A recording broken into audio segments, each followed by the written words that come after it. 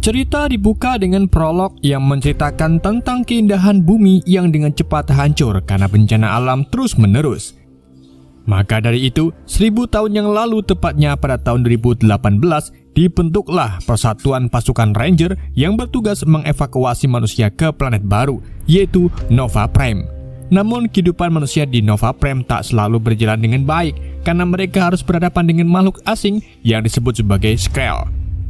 Manusia terpaksa bersengketa dengan Skrull karena mereka juga ingin menaklukkan Nova Prime. Maka dari itu, Skrull melepaskan senjata mematikannya, yaitu Ursa, untuk menaklukkan manusia. Ursa sendiri merupakan makhluk predator besar dan buta. Mereka berburu dengan merasakan hormon feromon pada manusia. Hormon feromon ini hanya keluar saat manusia merasakan ketakutan. Bisa dibilang Ursa bisa mencium ketakutan pada manusia. Sampai akhirnya pemimpin Korps Ranger, yaitu Jenderal Shipper Reigi, yang dipercaya bebas dari takut. Dengan begitu, Ursa tak bisa melihat dirinya karena tidak mendeteksi adanya rasa takutnya. Dan fenomena ini disebut dengan ghosting. Is known as ghosting. Shin kemudian menampilkan anak-anak muda yang sedang berlatih untuk menjadi ranger di Nova Prime. Terlihat salah satu bujang bernama Kitai Reigi yang merupakan putra dari Jenderal Shipper sangat ambisius sampai lupa adanya peraturan di setiap pelatihannya. Maka dari itu, saat hari evaluasi, komandan memberitahu kalau nilai ujian Kitai memang bagus, namun dalam aktivitas lapangan nilainya kurang, yang artinya Kitai tak terpilih sebagai ranger. Not advancing you. Setibanya di rumah, Kitai memberitahu ayahnya kalau ia gagal menjadi ranger. Shipper pun tetap memberi putranya itu semangat dan menyuruhnya untuk berusaha lebih keras lagi. Tapi Kitai yang merasa kecewa dengan dirinya terlihat mutung dan langsung masuk ke kamarnya. Go into my room. Di tengah malam, Shipper memberitahu istrinya yaitu Faya kalau ia akan berangkat ke planet Ipitos untuk melatih beberapa ranger. Rencananya setelah perjalanan ini, Shipper memutuskan untuk pensiun. Mendengar hal itu, Faya pun meminta Shipper agar membawa Kitai bersamanya untuk menambah pengalaman dan agar Kitai bisa mendapat pelajaran baru sebagai calon ranger. You have a son in the other room that he thinks is his fault. Keesokan harinya, Shipper dan Kitai bersiap untuk memulai perjalanannya ke planet Ipitos. Semua Korps Ranger lalu naik ke pesawat ruang angkasa dan akhirnya lepas landas.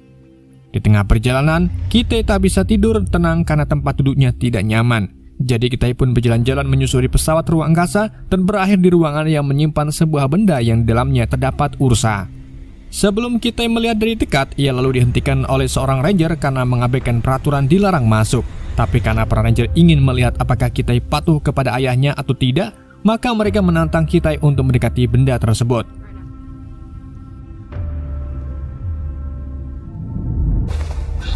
Namun Ursa yang ada di dalam mulai mencium ketakutan yang ada pada diri Kitai. Alhasil Ursa itu pun mencium bau ketakutan karena Kitai mengingat tentang kejadian masa silam saat kakaknya yaitu Sensai terbunuh oleh Ursa.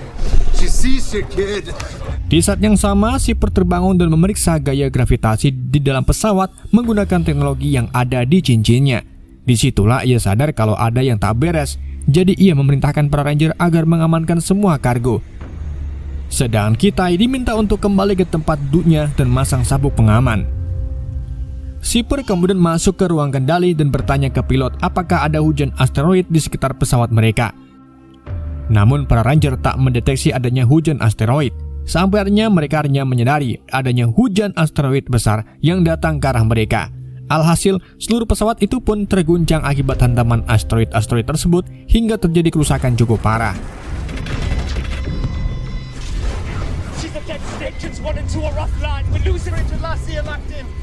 Shipper lalu memerintahkan para pilot agar melakukan perjalanan ke lubang cacing dan akhirnya mereka pun berhasil keluar dari zona hujan asteroid.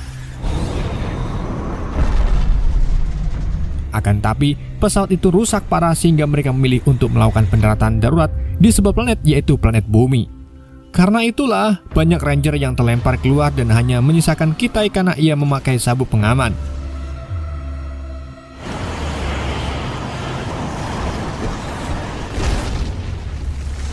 Tak lama kemudian, Kitai terbangun dan melihat para ranger sudah tak bisa terselamatkan. Di situ Kitai juga melihat ayahnya yang tergeletak lemas di tanah cukup lama.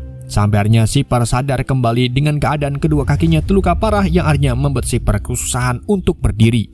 Kita lalu memberitahu kalau yang berhasil selamat hanya mereka berdua.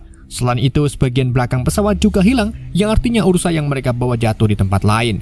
Tapi karena kerusakan pesawat yang cukup parah dan benturan keras, jadi Shipper pun berspekulasi Ursa itu mungkin sudah mati. Shipper kemudian menyuruh Kitai untuk mengambil suar darurat untuk mengirim sinyal ke tim penyelamat di Nova Prime. Sayangnya beberapa suar telah rusak, sedangkan suar lainnya ada di bagian ekor pesawat yang terpisah. Kitai lalu membantu Shipper ke panel kontrol yang masih berfungsi, dan disitulah mereka berhasil melacak ekor pesawat yang jatuh sejauh 100 km dari lokasi mereka saat ini. Tapi karena kondisi Shipper yang tak memungkinkan, alhasil Kitai harus mengambil suar itu sendirian agar mereka bisa kembali lagi ke Nova Prime. Sebelum melakukan tugasnya itu, Shipper memberitahu Kitai tentang makhluk-makhluk bumi yang kini sudah berevolusi. Mengingat manusia sudah meninggalkan bumi 1000 tahun yang lalu, tentunya misi ini tak akan mudah untuk Kitai. Jadi Shipper akan tetap mengawasi jejak putranya itu melalui panel kontrol setiap saat. Shipper juga membekali Kitai senjata yang bisa membentuk 22 pisau yang berbeda serta sebuah alat komunikasi pergelangan tangan dan 6 kapsul cairan yang meningkatkan asupan oksigen sehingga Kitai bisa bernapas di atmosfer bumi yang rendah oksigen. Do you know where we are? This is Earth. Kita lalu memulai perjalanannya dengan mendaki bukit yang curam. Meskipun ia mengalami kesulitan, tetapi Kitai mampu memanjat ke puncaknya. Saat sampai di puncaknya, Kitai terpesona melihat berbagai kehidupan di bumi. Saat ini bumi mengalami pergeseran termal yang sangat dahsyat sehingga di malam hari akan terasa sangat dingin. Jadi, melalui alat komunikasi di lengan Kitai, Shipper pun memberitahu Kitai supaya mencari tempat yang menjadi pusat energi panas bumi sehingga putranya itu tetap hangat. Ursa. Di samping itu, Shipper mengecek kondisi kakinya yang ternyata terluka secara parah. Jadi ia meminum obat penghilang rasa sakit untuk sementara waktu.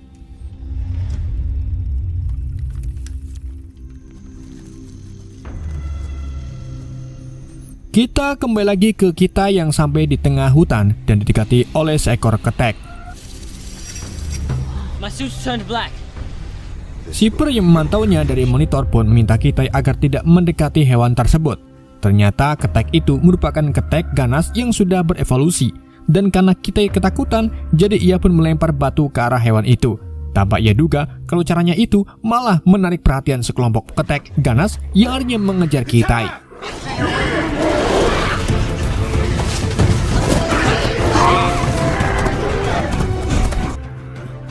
Melihat putranya dalam bahaya, Shipper pun memberitahu Kitai petunjuk arah dari monitor sehingga Kitai berhasil menyelamatkan diri. Ketek-ketek itu juga pergi begitu saja setelah Kitai memilih melompat ke sungai.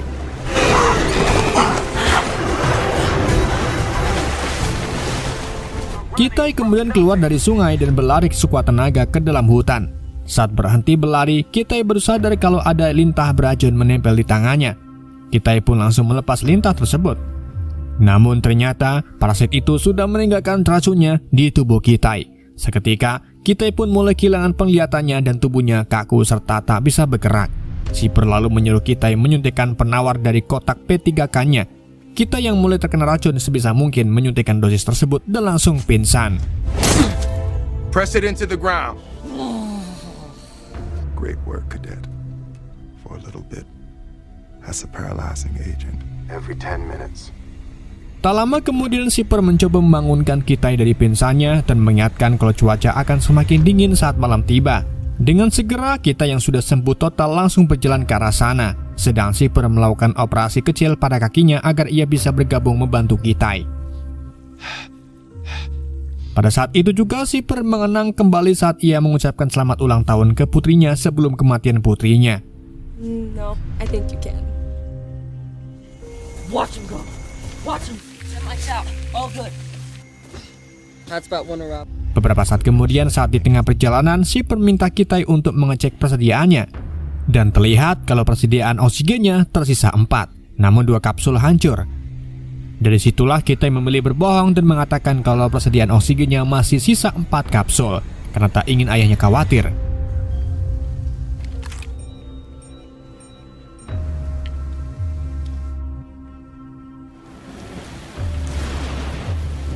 Dad.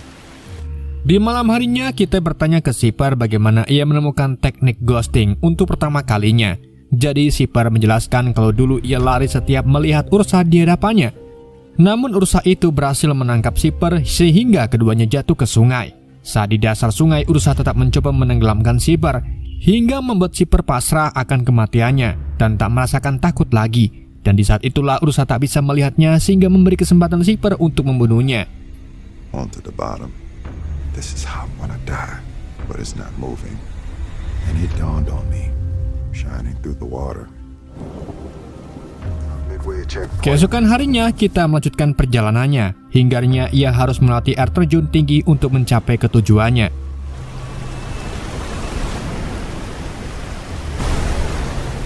Shipper lalu kembali meminta Kitai untuk mengecek persediaan dan menunjukkannya kepadanya.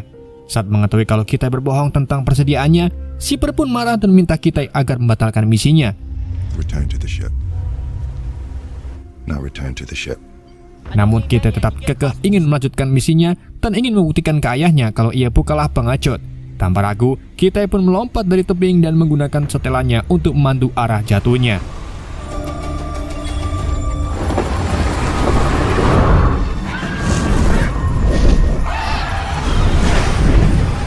Akan tetapi di saat yang sama, seekor burung besar menyerangnya dan menghancurkan komunikator milik Kitai. Alhasil sekarang Shipper pun tak punya cara untuk menghubungi putranya tersebut. Selang tak lama, Kitai terbangun di sarang burung yang dikelilingi oleh anak-anak burung. Saat Kitai mencoba pergi, ia melihat beberapa macan kumbang mencoba untuk memangsa anak-anak burung. Jadi ia pun membantu induk burung itu untuk melawan macan-macan tersebut.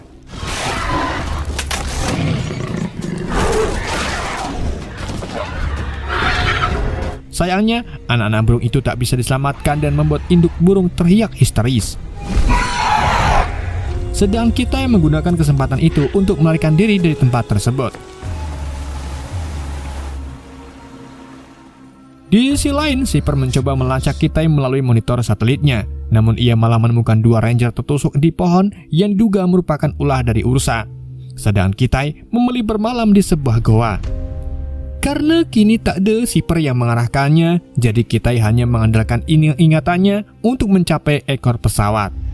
Ia juga menggambar peta di dinding untuk membantu mengingatnya. This is us here, where we are going to die. Di pagi harinya, Kitai melanjutkan perjalanannya yang cukup panjang, sampai membuat Kitai kesulitan bernapas. Ia pun meminum kapsul oksigen terakhirnya berharap bisa bertahan sampai di tempat tujuan. Lalu agar sampai di tempat tujuan dengan cepat, Kitai memilih untuk membuat rakit dan melewati jalur sungai.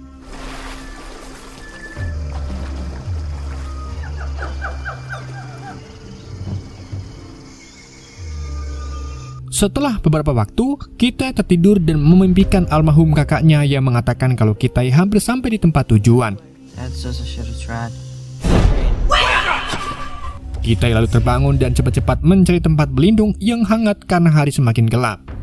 Namun tanpa bantuan Shipper, Kitai tak menemukan tempat yang hangat sehingga sekelilingnya mulai membeku.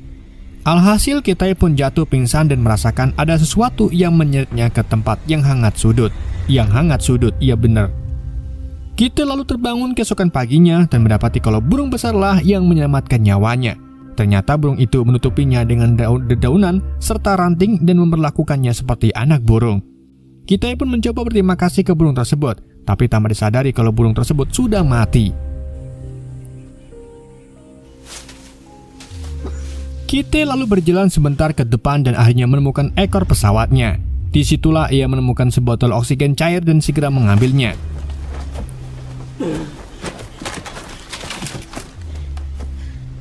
Kitai juga melihat benda yang seharusnya menyimpan Ursa, namun ia tidak menemukan Ursa di dalamnya. Kitai lalu langsung mencari suar dan menghubungi ayahnya menggunakan panel di bagian ekor. Dari situlah mereka berdua kembali berkomunikasi, di mana Shipper sudah terlihat sangat lemas. Kitai kemudian mencoba menggunakan suarnya, akan tapi gagal karena gangguan atmosfer.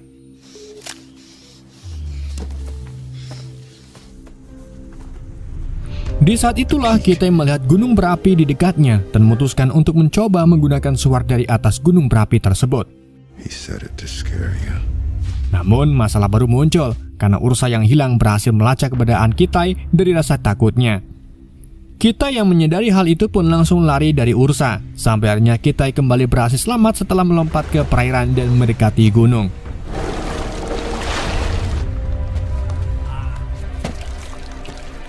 Tepat saat itulah, suhu udara mulai menurun sehingga membekukan Kitai. Pada saat yang sama, Shipper juga pingsan karena luka-lukanya. Ursa itu lalu mendekati Kitai. Namun Kitai ingat kata-kata ayahnya kalau rasa takut itu sebenarnya tak nyata dan semuanya hanya hayalan di kepalanya. Alhasil, Kitai pun mampu mengendalikan rasa takutnya sehingga membuat makhluk itu berjalan melewati Kitai dan tak bisa mendekatinya.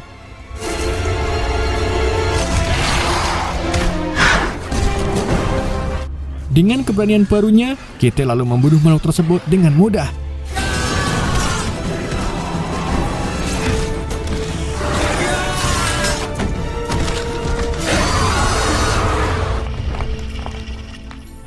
Setelah itu, ia lalu mulai menyalakan suaranya untuk mengirim sinyal kepada tim penyelamat mereka di Nova Prime. Dan akhirnya, upaya dan usaha Kitai pun selama ini berhasil. Shin kemudian menampilkan Kitai yang berada di pesawat penyelamat. Ia berjalan memaju sementara semua orang melihatnya dengan penuh rasa bangga. Sedang Shipper terbaring di tempat tidur dan dirawat karena luka-lukanya. Setelah melihat putranya, Shipper pun langsung memeluknya dengan rasa bangga. Film ini kemudian ditutup dengan mereka yang berhasil meninggalkan bumi dan kembali ke Nova Prime.